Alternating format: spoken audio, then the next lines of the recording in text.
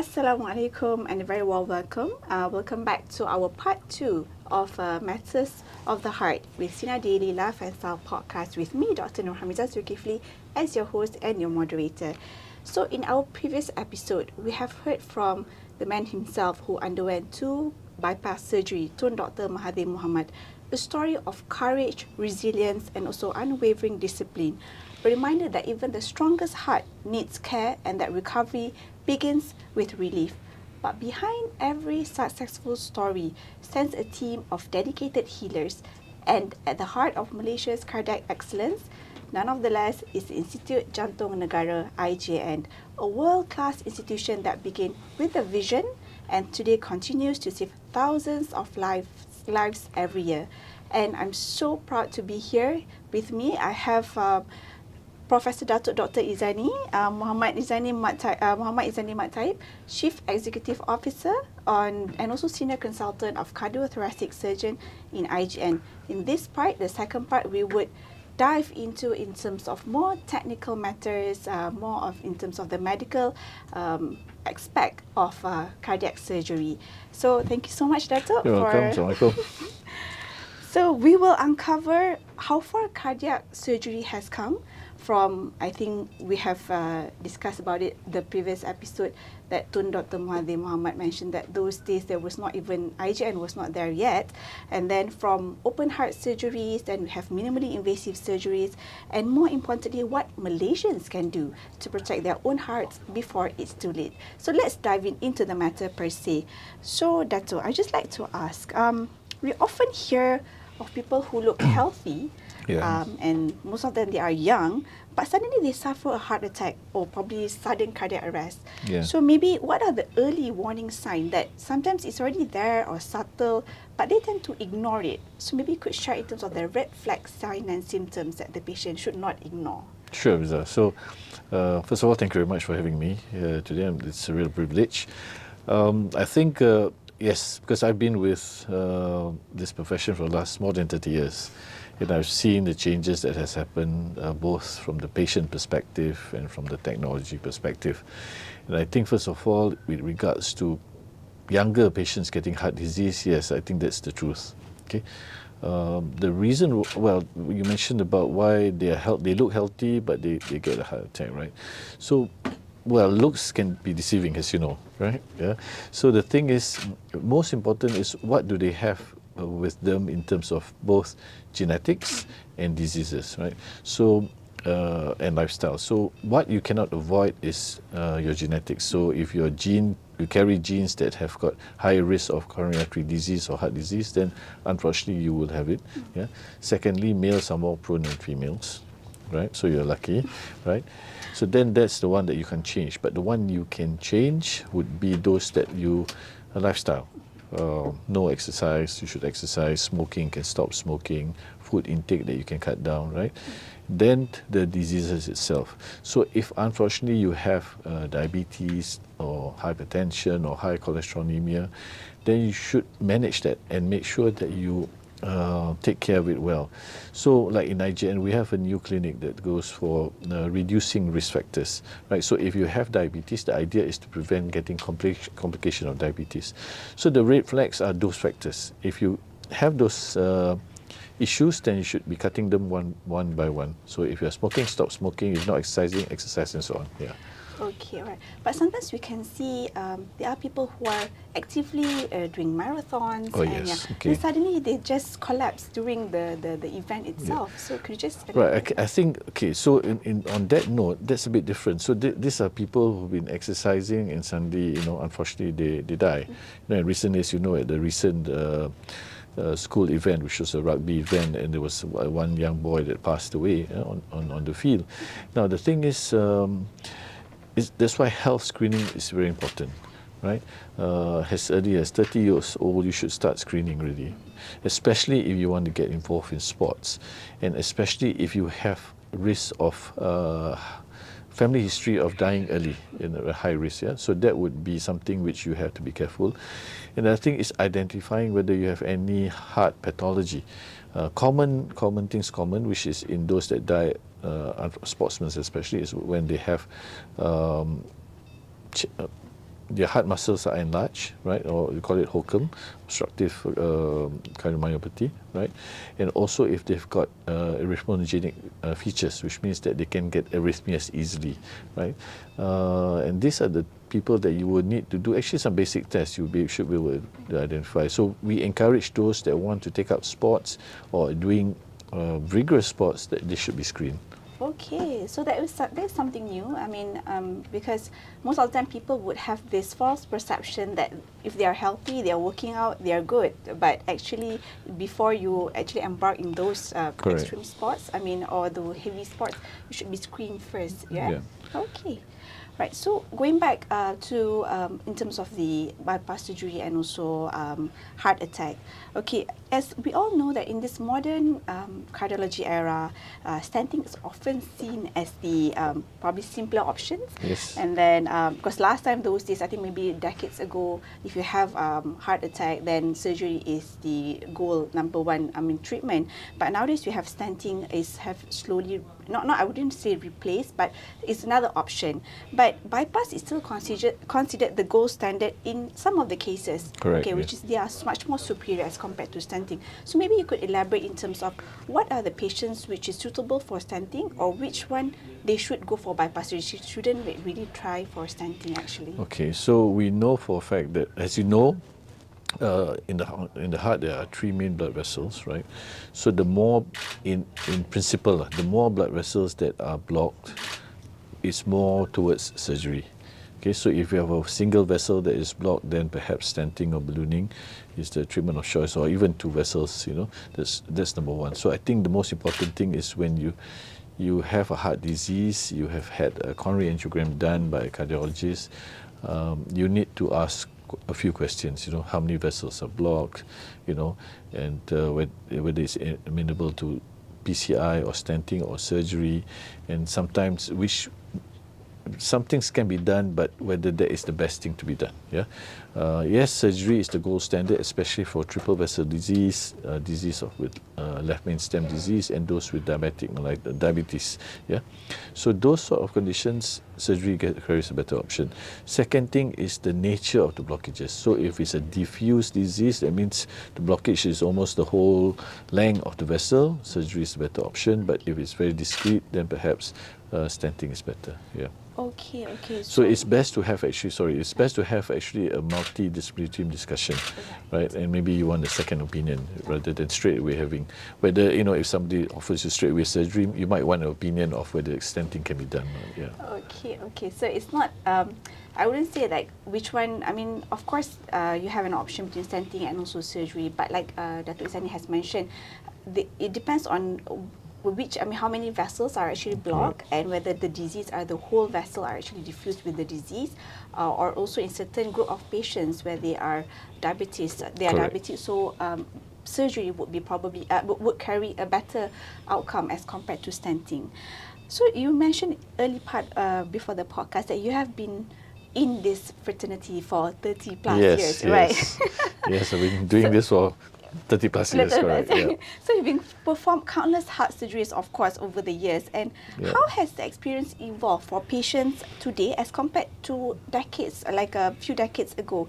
I mean, are the surgeries now, because maybe the acceptance of the patients nowadays is a bit better as compared to before? Is it because the technology, it's safe? I mean, it's much more safer nowadays because it's more common that we are seeing patients undergoing bypass surgery nowadays, right? So maybe you could share what's the difference between those days back then and now? I think experience first. So when I first was exposed to cardiac surgery, I remember one bypass surgery used to take the whole day. You start from 7 in the morning and finish at 5. And it felt really complicated and difficult, and time consuming. But over the years, that's down to maybe 3-4 hours. Some are even earlier. But what has changed a lot is, of course, the general anesthesia, the intensive care management, and our understanding of patients' behavior after cardiac surgery. Okay, like for example, the case I did today, patient had a mitral valve repair done, right? Okay. In the past, right, the patient would be brought to ICU, would be on the ventilator for maybe almost 12 to 24 hours and extubated only or removed from the ventilator until the next day. In this case today, the patient was extubated immediately on arrival to ICU. So that's the ERAS, the early recovery after surgery. So we do that now, and it's something which you won't be able to comprehend if it was like maybe 10 years ago. To see a patient straight away extubated after surgery. So things have changed. Our anesthetists are far better now, far better equipped, more knowledgeable. Surgery-wise, it's the same. Surgery-wise, it's the same. You do the bypass, it's the same. But taking care of the patient, that's what's the main difference. And I think experience, a good team of nurses, paramedics, and of course the doctors, that makes the main difference here. All right. I am actually quite shocked because I was a cardiothoracic medical officer for almost 4 years. Normally, post-operatively, what Dr. Ezani has mentioned, usually will keep the patient ventilated. I mean, they have tubes for at least 12 to 24 hours, and then once everything is okay, parameters are okay, then they will be extubated. But I'm quite surprised that he said after. Even for bypass surgery, you do that now. Yeah, that's Wow. quite common. Yeah. Yeah, and last time was a long hours Yes, surgery, that's right, and I think tomorrow Dr. Ezani, he has meeting in between. He has operation and he has meeting after that. I am like, wow. Yes. Okay, so I just want to talk about some misconceptions that the patients might have because many Malaysians still fear of the heart surgery. Although like now you have mentioned regarding it's actually faster. I mean the teams are much more well equipped. They have we have advanced in terms of now we have the enhanced recovery after surgery. But some of them are still worried because they feel that surgery is the last resort. So how do you actually reassure your patients? Because sometimes some of them are still reluctant. They keep on coming, giving TCA again and again, but they still haven't come up with the decision for surgery. Well, actually, the most important thing that, as you know, is explaining to the patient, right? So most of the time, they think that after cardiac surgery, they will be bed-bound for weeks, and they cannot do their daily activities. So when you explain, it's very difficult for them to even actually imagine that on the second day after surgery, they are already doing their exercises, walking, and they have to go to the gym. In IGN, they have to go to the gym on day 4, right? So they actually go down from the ward to the gym, do their treadmill, or they do their cycling especially, right, exercise. And it's a requirement. So when they hear that, then they realize that, hey, wait a minute, this is almost like nothing now. You know what I mean? Of course, there's risk, and we will always explain the risk. There are some patients that are low risk, there are some are high risk. Some patients will not be able to have a quick recovery. We know, especially those with a poor heart or many risk factors. But in essence, when we explain to the patient, and in Nigeria we have what we call a pump talk, if I'm not sure you remember. So the patients will be shown videos of how the recovery is like and how the ICU is like. So when they see it, they have an understanding of what happens to them. Okay, so that's the most important thing for those, I think, medical professionals is how you counsel the patient. I think not only in cardiac surgery, in any surgery, surgical fraternity, is how you counsel to the patient. Of course, you have to tell them the risk and the complications, which, of course, cardiac surgery, any type, whether it's bypass, whether it's valve surgeries, are all major surgeries. But it's our duty to explain to the patient, to make them understand regarding the risk and complications, and also the advances that now we have all this. You can actually get extubated after the surgery. A day 4, you're supposed to go for your exercise. So more or less like something you like a normal other surgeries as well, right? Correct. Okay, so talking about that in terms of the patient per se, just want to talk about in terms of the family support system. We know that we often say recovery takes a village. How crucial is family involvement in helping a patient to recover successfully after heart surgery? Because sometimes there are patients that the patient wants the surgery, but the family are a bit reluctant. But you also have patient who doesn't want surgery, but the family are trying to push for it. So what advice would you give to the family members to support this group of patients? Okay, so when I see the patient in the clinic preoperatively, I always insist on having a family member there, so they also understand what the patient will go through, what are the expectations, how many days they will stay before surgery, after surgery, how the patient would basically look like after surgery and things like that. So I'll tell them that sometimes there's a tube in the mouth, sometimes there's none.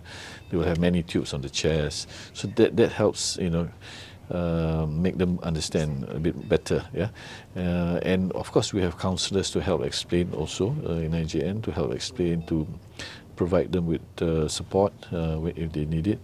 And I think, but all in all, family support is extremely crucial. So because for the patient, after the surgery, if they're family members, they recover better. Tolong ambilkan makan, things like that. So they can talk to, and actually they feel better when they can talk to the family members, simply because they feel normal again. So they are always uncomfortable if they are left alone. So family support is crucial. Yeah. Okay, so to all those whoever has family members who has been diagnosed with cardiac issues, for example, who has blockages, please be very supportive to them and be with them most of the time. I mean, that is very important because they need to recover with the support from their family members. So talking about recovery per se, so we know that recovery doesn't just end with the surgery. Most of the people, they understand that, okay, once they have graft, I mean, like for example, you have underwent a bypass surgery, they will take a vein graft and replace it, and do a bypass surgery, and then they think that they could go back to who they were before in terms of their old habits. Because sometimes you can see patients prior to surgery, they say, okay, I've already quit smoking. Correct. But after that, they go back because they feel they're good. So they go back to their old habits. So what are the key adjustments that patients should expect in their life, especially in terms of diet, exercise, medications? Most of them will have a long list of medications, right? Correct, yep. Okay, so yes, no doubt that if they have risk factors, first identify what's the risk factors, before that. So after surgery, once they're out of ICU in the ward, first of all, they'll be seen by our dietitian, physiotherapists, and all that, to explain about diet, about, exercising, what to exercise, and of course, they should not smoke. Now, the problem is that they follow this for the first 3 to 6 months. Usually no problems. The wife will be careful, the patient will be careful, but once the pain is gone, once they they can't see the scar anymore, they forget, right? Yeah, and it's not uncommon. You'll see them smoking again, or not controlling their risk factors, their blood pressure or diabetes, and sometimes it's frustrating to re-explain to them that, look, you just had surgery last year, and if you're not careful, the new grafts will get blocked early and things like that. So no doubt that explaining is important, but the gale, the gale. It's very stubborn patient. The gale, yeah, that's right. Okay, so you were telling us regarding that it can get blocked again, because maybe some of the patients out there, they have this perception that once they have a new graft, I mean, it's like some sort of like a new heart. Yes, I mean, yeah. so it will probably never going to get blocked again. But is it very common for you to get? Okay, so what I do explain is that, look, if the main thing is to reduce as much risk factors as possible. So if you are a smoker, you've got diabetes, hypertension, high cholesterol, right? So first stop smoking, that reduces one risk factor. If you have diabetes, make sure that it's well controlled. And so goes for hypertension and so on and so forth. So if you try to normalize those risk factors, then you should last, the graft should last longer. If if they are not normalized and they are high or sugars are high, then it will just come back earlier. Yes, so that is very, very important to all the patients out there, or the future post-operative patients, cardiac surgery patients. It's very important that once they have so-called repaired or probably cure your disease, you have to really take care of that. Because first and foremost, cardiac surgery is not easy. It's a major surgery, and it does not come without risks and complications. So once it has been you have a new bypass graft, so you're supposed to take care and try to stop all the unnecessary or unhealthy, I would say, habits, right? Correct. Okay, so as we all know, we're talking about dietary habits, our sedentary lifestyle. But we know Malaysia is a hardworking nation, so we have long hours, long stress. I mean, like we have high stress, little sleep has become some sort as a norm. I mean, Yep. to have to sleep like 3 to 4 hours. Even if you're at home, also you have to work from home. So what advice you give to patients in those who have very demanding jobs, even like as a doctor itself, on protecting their own health? And how do you personally manage your own stress and heart health? I know that IJN team, they are very, very active. They go for sometimes cycling, and they look out for their heart. But maybe you could share. Okay, I think first of all, whatever work you choose to do or your occupation, you must enjoy it. If you find that your occupation is a chore, then you should change it. Because if you enjoy your occupation, then the stress level will come down, right? No doubt there will be occasional stress here and there, whether you're a doctor or you're not a doctor, right? The second thing is you must have good family time, okay? With your family, your children, pets, I think that's a good way of releasing stress. And I would encourage people to be involved actively in the exercise lifestyle, okay? Like in IGN, this week is our volleyball competition. So I play volleyball. So like yesterday we had the tournament and it will go on today, tomorrow, So the week before was badminton. So we frequently have this sort of programs to promote healthy lifestyle. Not just within IGN, but of course, like this Saturday we are promoting with the RHB Banking Group, right? Their Lekas Right. And so IGN tries to promote that and encourages patients to promote that. So if you don't have heart disease, my advice is, stay healthy, enjoy your life, and don't be too stressed, because unfortunately, I mean, there will be stress all the way, but there's always a solution to a problem, right? And has a famous quote by Jack Ma, if I recall it right? Today might be a bad day, tomorrow is worse, but the day after will always be better.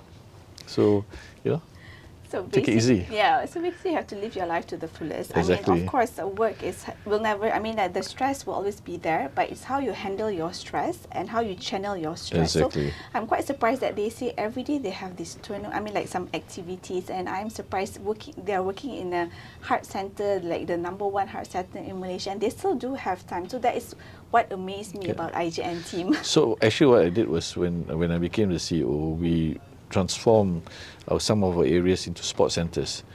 So we have a we have a volleyball court, a badminton court, a pickle court, netball court, basketball court, and there's an external gym right beside at the at the second floor. So I really push for people to enjoy themselves, and you can see that when it's a way to release stress at 5:30 or so. I mean, the office workers usually, they will go to the court and play, and you can see them shouting, screaming, happy lah. So I think that's the way to let go of stress, and actually at the same time you stay healthy. True, because nowadays, as you know, sometimes if you need to go home at 5 o'clock, so in KL it will be very jammed. So might as well just change your clothes to your sports attire and just work out. It's a good way to release the stress, be healthy, and hopefully to lower your risk from getting a heart attack, right? Maybe just a little bit on the okay, I mean, like working out, sometimes some people feel that I'm not a sports person. I kaki bangku, I cannot do all these things. What are some simple daily routines or practices that Malaysians can do to adapt to lower their risk of heart disease? Sometimes people always say you have to go for 10,000 steps per day, and then you can see everybody will have their smartwatch together with them, and then but some people give some advice: when you park, make sure you park your car a bit far away so that you have to walk, take the staircase. So maybe there's a small tips that you could give for those who don't really want to enjoy themselves by playing like sports, but they still want to be healthy. I think you said it. Walking, lots of walking. My team would know I don't usually take the lift when I go with them, and I always challenge them who's fastest as you go upstairs from second floor to the 5th floor or the 6th floor. And I think that's very important, walking and taking up the stairs. So that helps. So if you are in a building that you have to move around a lot, try to avoid taking the lifts and do the exercises. And I think that's one. And second thing is, I think with you're a desk person, that means well, every 20 minutes you should get out and walk a bit, so that improves the circulation, stretch and things like that. How about the food? Because Malaysia is the food heaven. You have all your nasi lemak, Dietary. It's very difficult to say no to all of these things. Sometimes their breakfast is roti canai and Dietary, and it becomes more or less like a habit for the Malaysians. So what would you have to say for those post-cardiac surgery, or even those who wants to lower the risk? Okay, I'm not sure I should say this, but resistance is futile, right? When the food is good, it's difficult to. But I think I'm not sure whether Tun mentioned this before when you were talking to him in the podcast, but he would say that before you feel full stop. Yeah. So I follow that, and I think that you should not overeat lah. Memang makan nasi lemak tu roti yang sedap, you know. But janganlah lepas satu lagi ke atau roti satu lagi, you know, kan. So you just control lah makan. In fact, recently I was in Japan, right, and it was a very interesting article. Japan has got obesity rate of about 4% as compared to US and UK, which is about almost 40%. Okay, but when the Japanese migrate to America, their obesity rate goes up. So a lot has got to do with food. And I was just observing when they have their dinner and lunch, right? Dia makan nasi satu mangkuk kecil je kan. I did not see anyone minta a second mangkuk. Kan kita tambah nasi lagi kan. So sometimes they offer nasi lagi. Yeah, exactly. You don't see that in Japan. I didn't see at all that there is a second mangkuk coming in, you know. Okay, so I think that's the important thing. Basically, discipline. I think our previous podcast with Tun, he did not mention regarding the amount, but he did mention that he was very disciplined. Oh, yes. Yeah. If I can just say something about Tun. Sure, no problem. So this year punya buka puasa, okay, and I was in the same table with him. He's opposite me, and there were a few other guys. And he nak buka lah kan. So the waiter came to put the rice, and he says no rice. So the guy beside me and I look at each other, lemak macam ni, buka puasa ni tak ada rice. So I said, okay, just satu sudu je, you know. But the point is that's how disciplined it is. Okay, and if you just look at his style of eating, he enjoys eating, not that he doesn't enjoy eating, but he controls lah. Yeah. So the key is controlling. Yeah, even we know that even our Prophet Muhammad said sunnah is 1/3, 1/3, 1/3. You shouldn't feel like all your stomach should be like until the food is already here at your neck level, right? Okay, so moving on from our dietary post-operative care and all. So we're gonna just wanna ask from your point of view, that you have seen inside of the human heart and also literally and figuratively. So how has that experience as a cardiac surgeon changed you? Because of course you see people who recover, but at the same time also you can see death also, I mean those complicated cases.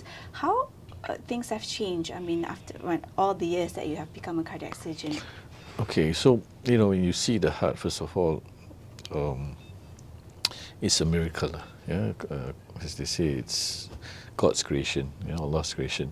So when you stop the heart and you release the clamp to restart, right, the heart will just beat on its own, most of the time. And it's something which is really difficult to understand, I mean, this is a heart that's been deprived of blood and things like that. Okay, so that's on a simpler note, because I do heart transplantation, and that's even more.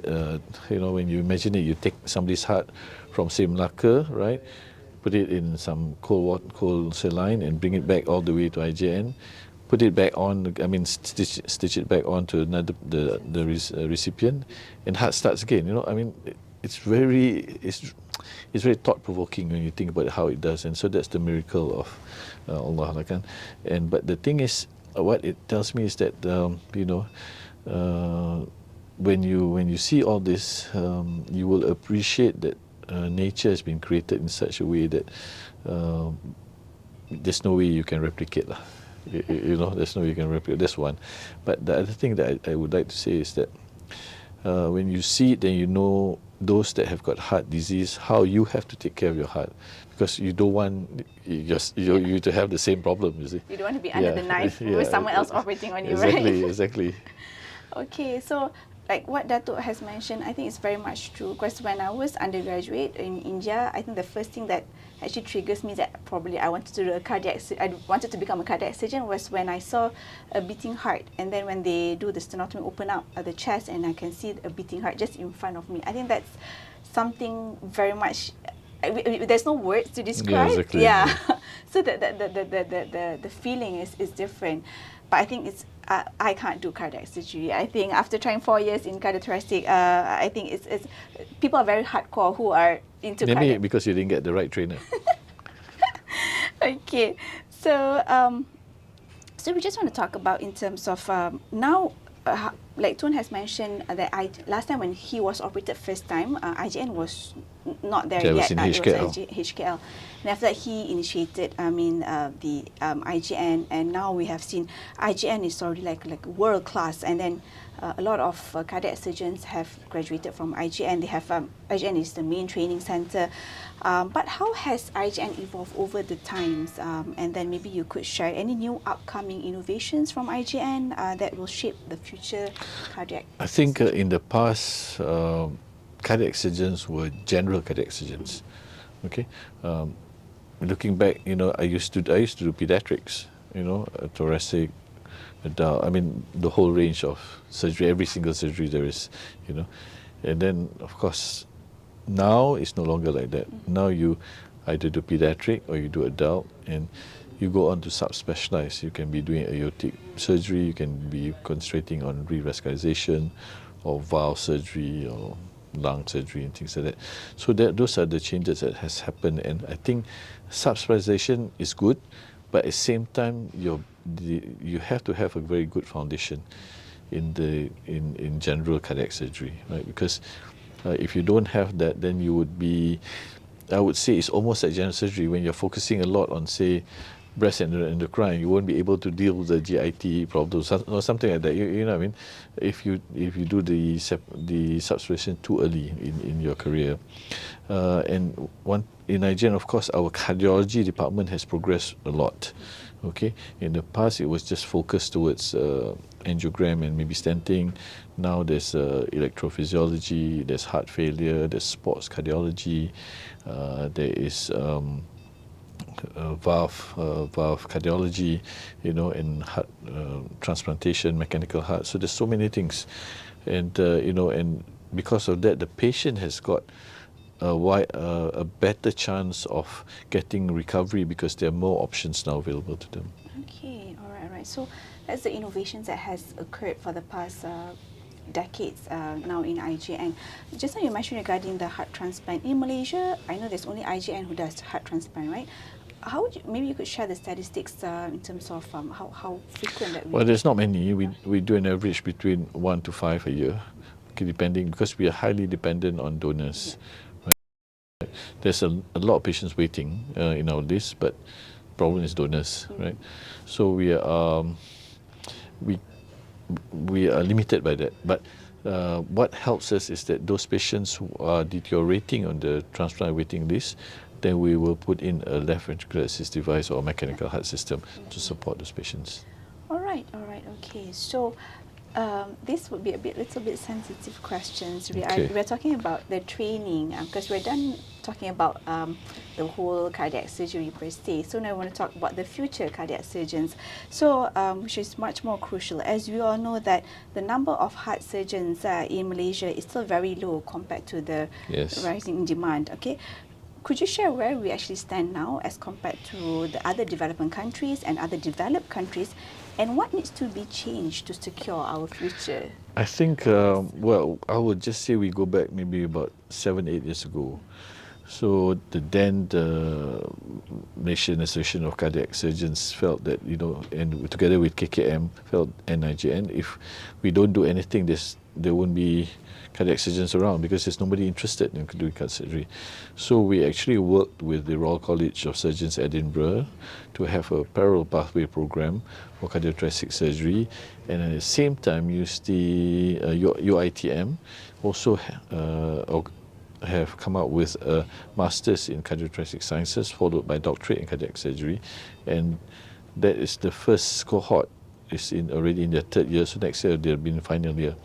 So we have maybe already about 20 plus in that group, and in the parallel pathway also about that number. So we have increased the number of trainees and cardiac surgeons over the last maybe 6 years quite a lot. And yes, we still need more, but I think we have now a bit more comfortable compared to maybe 5 years ago. Okay, yes, because I remembered like my colleagues when I was in Serdang that time, like they are like applying for this parallel pathway with the Royal College, right? And because those days, I think during your time that you have to do general surgery first, and Yes. although you can do sub, that will take some time. And I think to become a good surgeon, whatever surgeon that you are planning to take, that pathway, is more of the skills that you have to continually practice. So actually, the faster you become a cardiac surgeon, I mean, the more cases that you'll be doing, so the better you'll become, Correct, isn't it? yes. So I think that is a very good initiative that Malaysia has done, that where they have the parallel pathway that they directly go do cardiac surgery. I mean, instead of probably have 4 years of general surgery, then only sub, because it's not immediately after 4 years you can straight away do Yeah, sub, that's isn't right. it, Yeah, Dato? correct. Okay, all right. So just for the message for those maybe undergraduates or HOs, house officers, medical officers, because nowadays we have a lot of issues, a lot of we lose a lot of our doctors no longer staying in the government. Those are were interested in cardiac surgery, like how I was before, but maybe intimidated by its demand, because like they think that it will be a long surgery, or maybe it's very tedious work to do. And it's very demanding. I mean, they worry that they don't have time for themselves or work-life balance. So maybe you could share in terms of that, and what have made you stay in this fraternity for a very long time, that makes you enjoy doing cardiac surgery day in, day out? Because cardiac surgery is my hobby, and I get paid for it. Okay, so that's the good part. But the thing is, yes, there's no doubt about it. Cardiac surgery is a serious business, just like most other surgery. Whether it's general surgery, neurosurgery, it's a serious business. So you cannot avoid the fact that you are going to pursue a serious occupation. It's not that you're doing it for fun. So you've got to be serious about it. You've got to be passionate about it, and you must be willing to pursue the best in that career that you want. Okay, so yes, no doubt it will take a long time, but it's worthwhile. The early years of sacrifice, you will see the fruits of labor at the end of it. I know with the current generations, they want things to be done quickly. They want to become a surgeon like as soon as possible, but that's not possible. The reality, that's not possible, because it's not that easy to make an incision, correct incision, and then stitch it up correctly. So you will need time to learn. So first of all, there's knowledge. So you gain knowledge, right, by reading, by undergoing whatever kursus or master's program, and then you must develop the skills. So knowledge alone is not enough, because it won't give you the skills. So it will take time. So it will take time. So you have to be patient, because nowadays we can see a lot of doctors, younger generation, they want it ASAP. Instant. Instant. They want it If instant. they can't get it the first once, or second time, third time, then that's it. Time for whoever to, for them to leave, So, but like Dato said, it takes some time, and you will see the yield later. The fruit will come out later after that. Okay.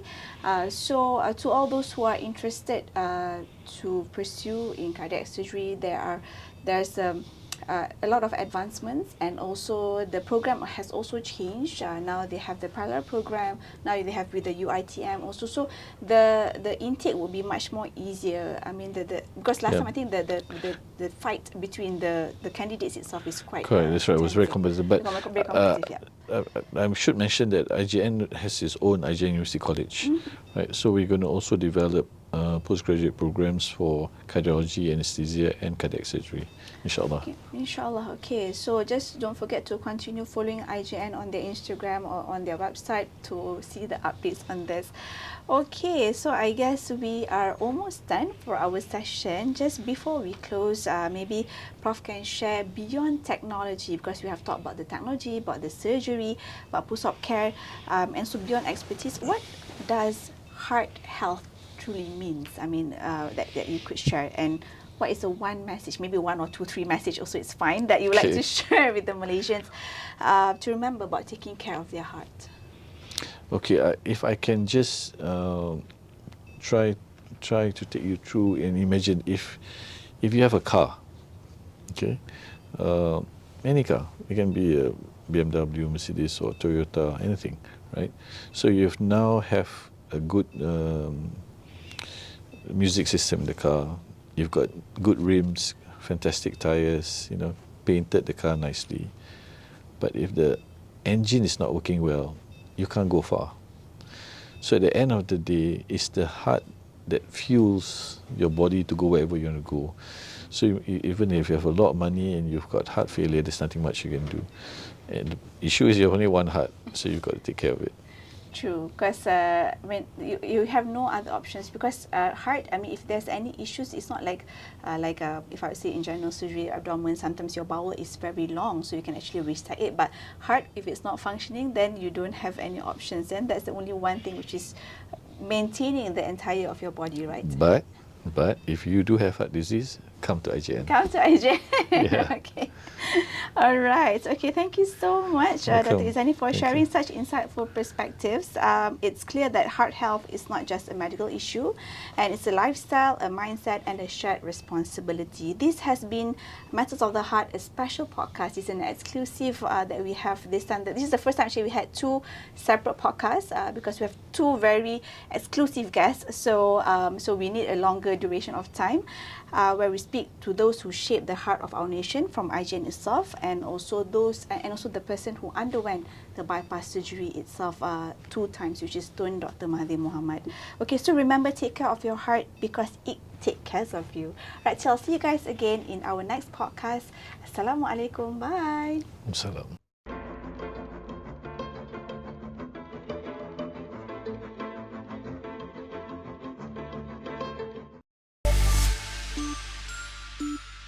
Thank you.